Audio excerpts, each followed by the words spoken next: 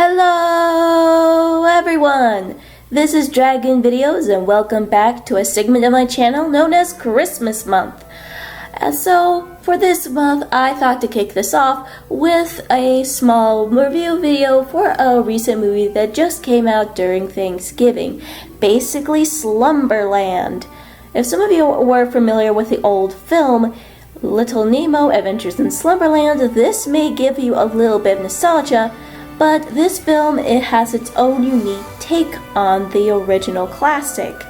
It definitely talks about a story of a young girl named Nemo, not to be confused with Nemo the fish from Finding Nemo. Anyway, Nemo goes on a life-changing journey throughout her dreams in order to find some special pearls that will grant her some special wishes. What those pearls will do is grant her the wish of seeing her father, who passed away, to see him every night whenever possible.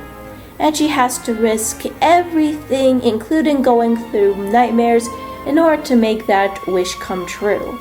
Along the way, we get to meet some very wonderful cast of characters that are very unique, but yet one particular one definitely gives a bit of a nod to the old Little Nemo story.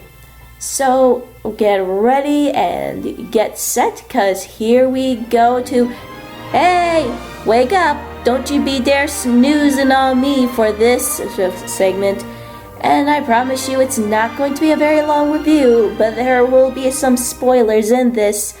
So please sit back, relax, and make sure your dreams are very sweet tonight, wherever you are. Without further ado, let's begin.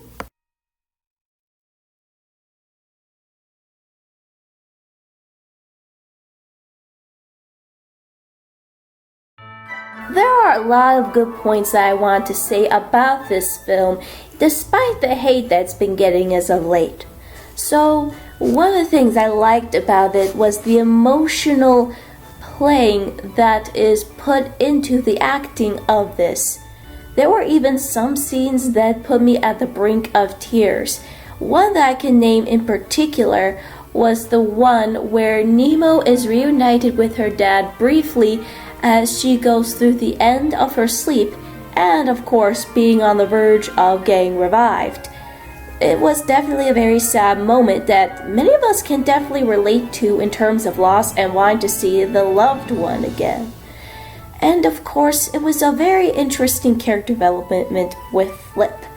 With Flip, well, you can understand some of the cynicism that kind of goes into the character. He was that one guy that had an ulterior motive and could easily put Nemo into life-impending danger until towards the end of the film.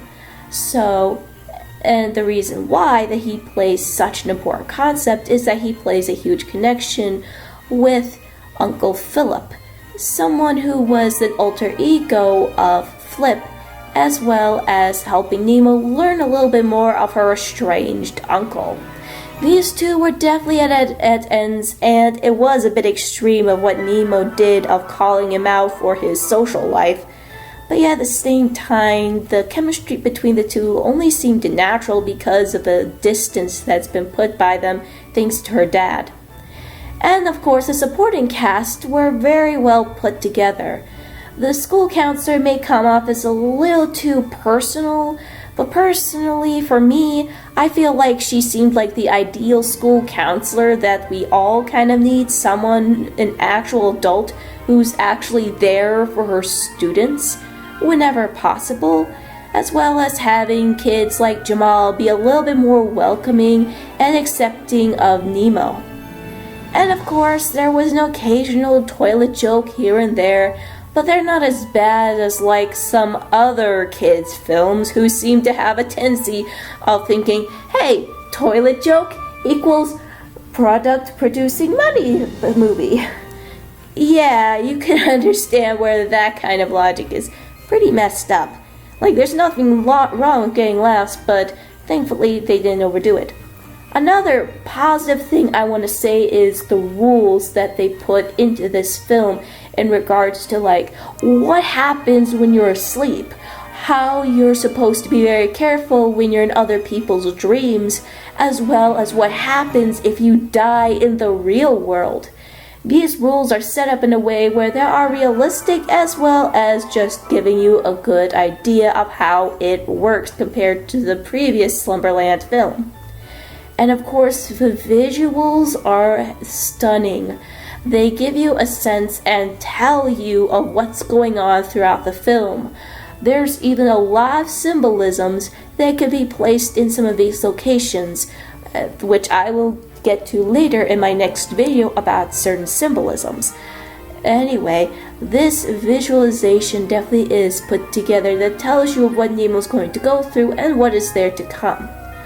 Overall, this is well thought out in terms of being a kids film, as well as putting some heart and tackling issues that are very important to talk about: depression, having to deal with loss, and how dreams can be not only a form of escapism, but also sort of like a bizarre form of therapy, if you think about it.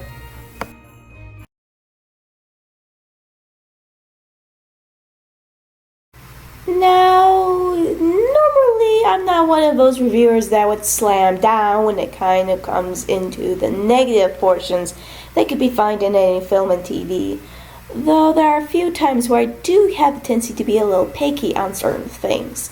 What are some of the negatives in this film? Well, one thing that bothered me was Agent Green. Well, Agent Green definitely came across as that logical portion of a dream that's sort of like, you do need to get your act together, Nemo, as well as being the voice of reason. That Nemo can't always rely on dreams to solve her problems. But the thing that bothered me about her was how apathetic she was. I don't know that she's supposed to be a dream of some sort, and we don't know what she represented and how the whole retirement thing works, technically. But it did bother me that she could have been, I don't know, a little bit more sympathetic towards Nemo in terms of, or at least try to talk to her in a way about how it's being handled.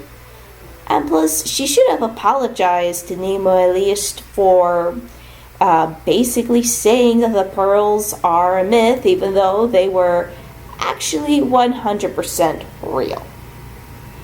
And another thing that bothered me was how the world of Slumberland was set up. It mostly comes off as separate rooms and glass buildings, which I feel like may have been trying to represent Nemo's city life and the loneliness that she feels from those sort of place.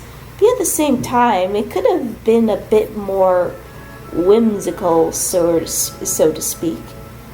And also, I would have also loved for Nemo's nightmare to turn, instead of being dust, instead just basically being a little small octopus, because that creature in some ways represents a certain condition or the depression that she faces. It would just help represent that even though she's overcome her problems, it doesn't mean that her sadness for her father is not gone forever. And also, again, with what I said about Slumberland, it would have been nice if it was a bit more whimsical, like maybe have a few dreams walking from place to place, or having certain locations being incorporated into the land, as well as having like showing more of the people who are in charge of Slumberland instead of just the Bureau alone, because it would have made the world a bit more colorful, as well as help establish the rules a bit more. Aside from that, I really would recommend this film if you're wanting to watch a movie that's based on dreams and just have a serene and feel-good thing. The plot is simple enough to follow, but it has some originality when it comes to dreams, as well as the characters are very memorable in more ways than one. So folks, these are just my thoughts, and I'd like to hear yours. What did you think about the movie Slumberland, and what could have improved? Remember to do a like, comment, subscribe, and also stop by my community tab whenever possible to check out polls and postings. This is Dragon Videos, signing off.